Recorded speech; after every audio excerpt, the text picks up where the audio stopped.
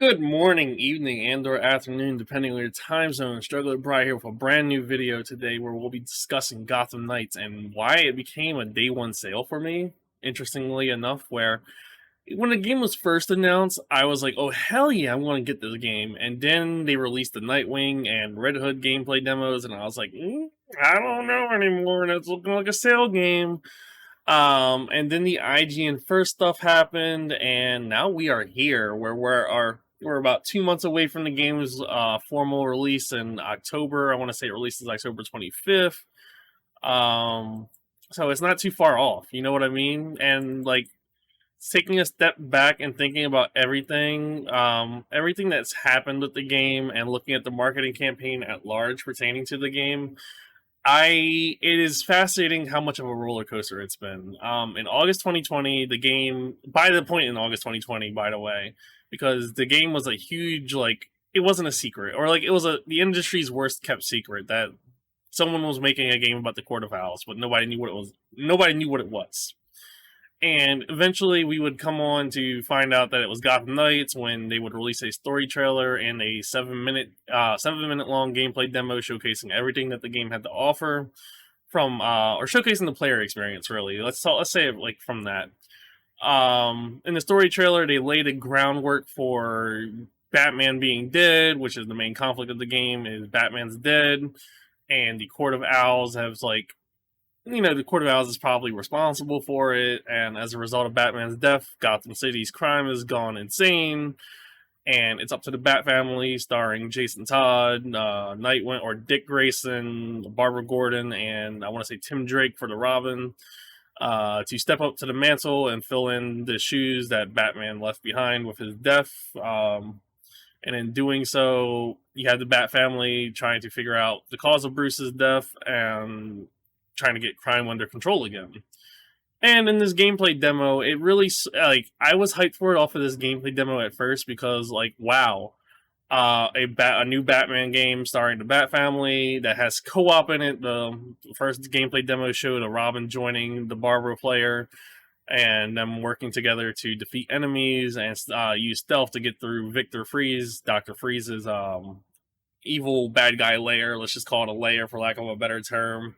And it really showcased a fantasy that I wanted with the Arkham games, which was co-op Batman. The Arkham games never had co-op, which really shocked me. Like the closest thing we got to a multiplayer Batman game over the course of the last decade or so was was DC Universe Online, which doesn't really count, and Arkham Origins, which was a multiplayer shooter where you could play as Batman and Robin, and there's two teams doing team deathmatch basically, and they try to kill Batman and Robin.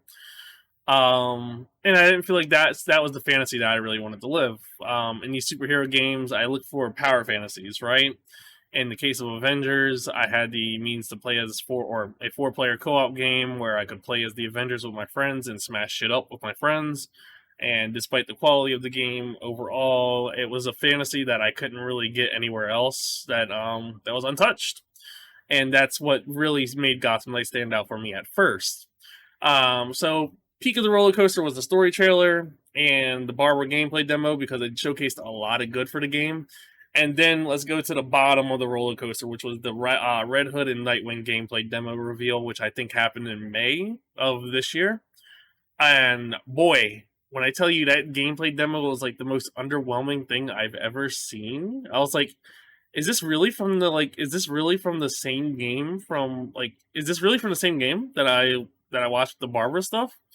And it was, of course it was. I was saying it rhetorically, but it wasn't bad enough that like I got off the train. I was like, maybe I should just wait and see. That maybe it's not a day one. Let's see if it's a case of like, let's just see if they're just undertuned at the moment.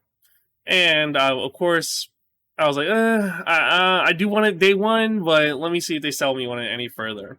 And then the IGN first happened, which is when I got sold on it again. They took the month to showcase the game in all of its entirety, where we got to see the Gotham Knights, not Gotham, we got to see Gotham City, the history of it. They talked a little bit about the history of the Gotham City that they built and showcased it in game. And in doing so, I was like, wow, this is awesome. You know, I got to see the verticality of it and see the Bravin player using his abilities to get around the map and all of that. Like, it really sold me back onto getting Gotham Knights day one, just because it wasn't just one bad apple part of the conversation anymore, which I feel like it was just a poor demonstration on their behalf of Red Hood and Nightwing. But the everything that was announced in the IGN first stuff, from like the cosmetics being earnable and what kind of cosmetics you can earn, with like shout outs to the samurai set and the year one set, those ones looked amazing. I really want to get those.